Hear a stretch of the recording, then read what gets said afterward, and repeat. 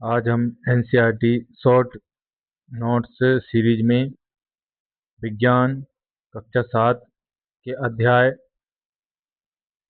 10 जिसका नाम है जीवों में श्वसन, उसके बारे में हर एक पॉइंट पर चर्चा करेंगे। तो आइए इसको शुरुआत करते हैं। सबसे पहले है श्वसन। रेस्पिरेशन क्या होता है? ऑक्सीजन से समृद्ध वायु को अंदर खींचना या ग्रहण करना और कार्बन डाइऑक्साइड से समृद्ध वायु को बाहर निकालना, यह प्रक्रम श्वसन कहलाता है। यह एक सतत प्रक्रिया है। आप परिभाषा से समझ गए होंगे।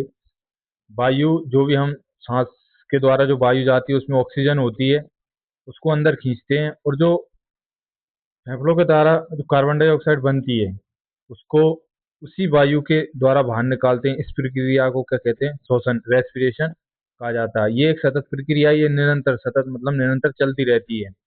अंतः श्वसन, इनहेलेशन क्या होता है? ऑक्सीजन से समृद्ध वायु को शरीर के ग्रहण करना, ये कहलाता है अंतः श्वसन। मतलब जो अपन सांस लेते हैं उसे बोलते हैं अंतः श्वसन। उच्छ्वसन, एक्सहेलेशन, कार्बन डाइऑक्साइड से समृद्ध वायु को शरीर से बाहर निकालना, ये क्या कहलाता है? उच्छ्वसन कहलाता है। आगे बढ़ते हैं इसमें। कोशिकीय श्वसन, ये श्वसन क्या होता है? जो अपनी कोशिकाओं के अंदर होता है उसे कोशिकीय श्वसन बोलते हैं। इंग्लिश में इसको सेलुलर रेस्पिरेशन बोलते हैं। कोशिकाओं में ऑक्सीजन की उपस्थिति में भोजन ग्लूकोज के विखंडन के प्रक्रम में ऊर्जा मुक्त होती है। इसे ही कोशिकीय श्वसन कहते हैं।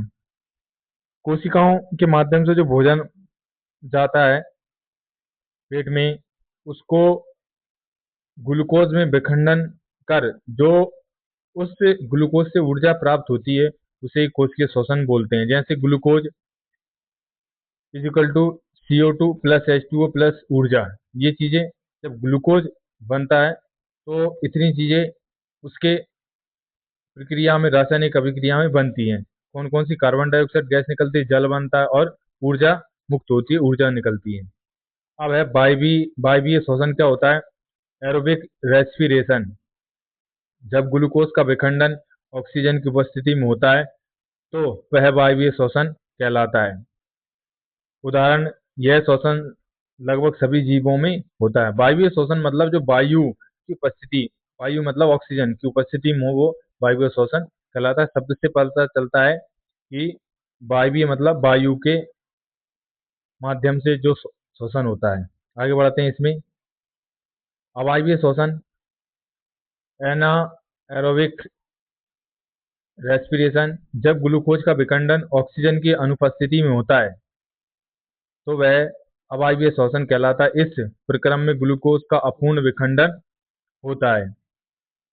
ये जो श्वसन होता है अवायवीय, ये ग्लूकोज का विखंडन ऑक्सीजन की अनुपस्थिति, जहाँ ऑक्सीजन उपस्थित नहीं होती वहां पर ये होता है। जैसे उदाहरण, ईस्ट एक अवायवीय जीव है क्योंकि इसमें श्वसन ऑक्सीजन की अनुपस्थिति में होता है तथा ग्लूकोज, अल्कोहल और कार्बन डाइऑक्साइड में विखंडित हो जाता है। जो ईस्ट एक जीव होता है वो ऑक्सीजन की अनुपस्थिति में ही श्वसन करता है। जैसे ग्लूकोज है, ग्लूकोज का बनेगा अल्कोहल, अल्कोहल का फॉर्मूला C2H5OH होता है, plus CO2 carbon dioxide gas निकलती है, प्लस ऊर्जा निकलती है। तो जो अवायवीय श्वसन का उदाहरण है, पूछा जाता है कि अवायवीय श्वसन किस जीव में होता है, तो इसका आंसर रहेगा ईस्ट। आगे बढ़ते हैं। उदाहरण, मनुष्यों की पेशी कोशिकाएं भी अवायवीय श्वसन करती हैं। यह थोड़े समय तक ही करती हैं। यह प्रक्रम उस समय होता है जब ऑक्सीजन की अस्थायी रूप से कमी हो जाती है।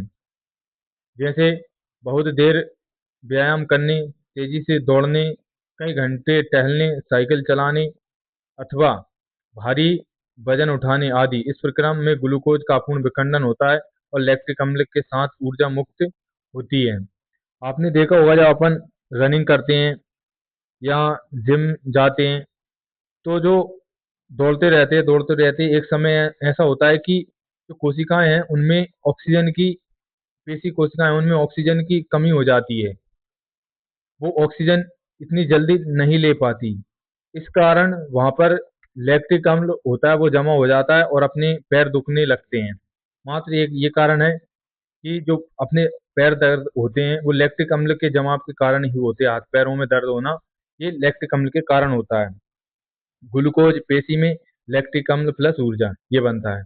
आगे बढ़ते हैं। अब श्वसन दर क्या होती है? Rate of respiration. कोई व्यक्ति 1 मिनट में जितनी बार श्वसन करता है वह उसकी श्वसन दर कहलाती है। कोई वयस्क व्यक्ति विश्राम अवस्था में 1 मिनट में औसतन 15 से 18 बार सांस अंदर बाहर करता है। अधिक व्यायाम करने में श्वसन दर 25 बार प्रति मिनट बढ़ जाती है।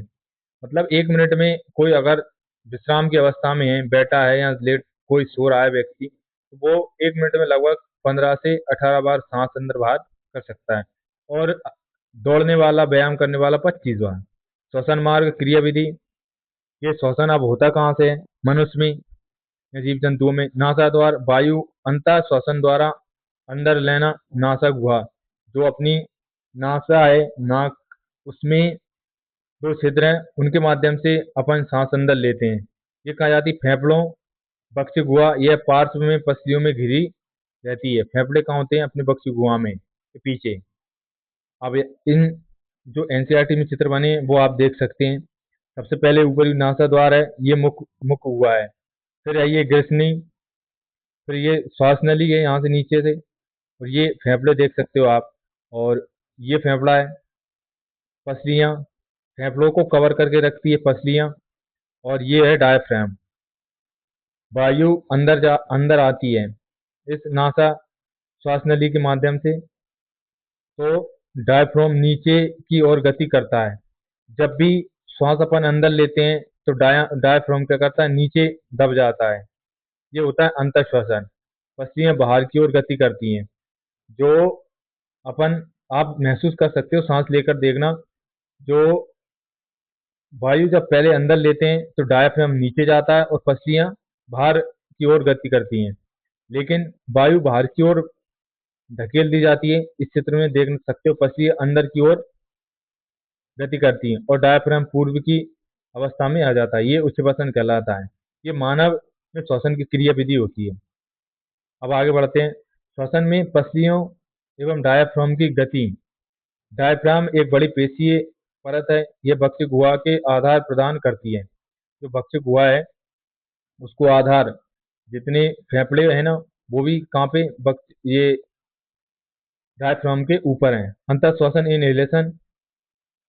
अंतःश्वसन के समय पसलियाँ ऊपर और बाहर की ओर गति करती हैं। अंतःश्वसन में क्या होता है? पसली है ना वो ऊपर और बाहर की ओर गति करती है। डायफ्राम नीचे की ओर गति करता है। ये अंतःश्वसन मतलब सांस लेना अंदर।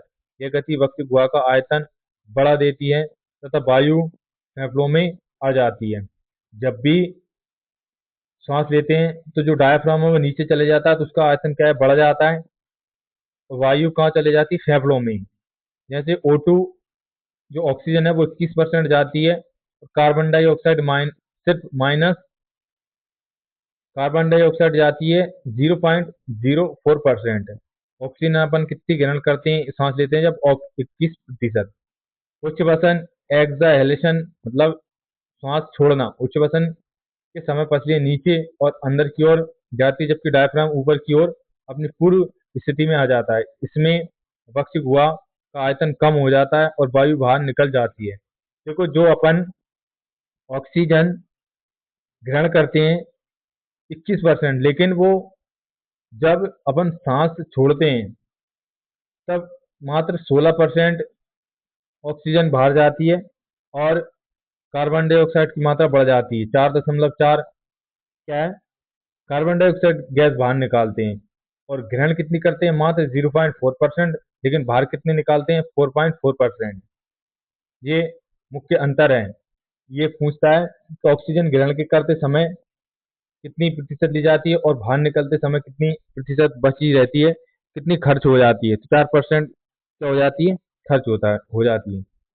अन्य जंतुओं में श्वसन क्या होता है? कॉकरोच हुआ। कीटों में गैस के विनिमय के लिए वायु नलियों का जाल बिछा होता है, जो श्वास प्रणाली या वातक रेस्पिरेटरी सिस्टम कहलाता है।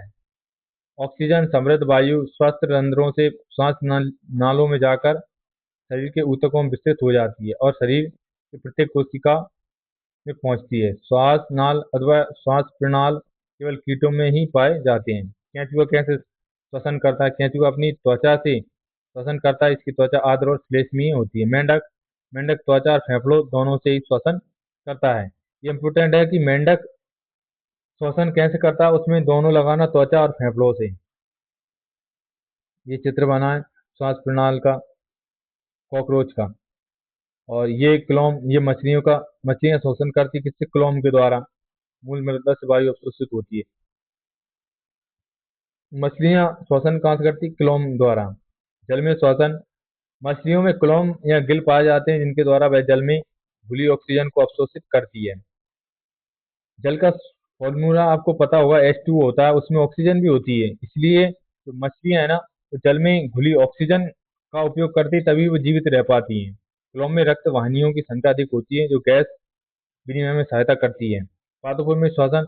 पादपों की पत्तियों में ऑक्सीजन और कार्बन डाइऑक्साइड के विनिमय के लिए सूक्ष्म छिद्र होते हैं जो रंध्र कहलाते हैं। पादप कैसे श्वसन करते हैं? अपने रंध्र स्टोमेटा के द्वारा करते हैं।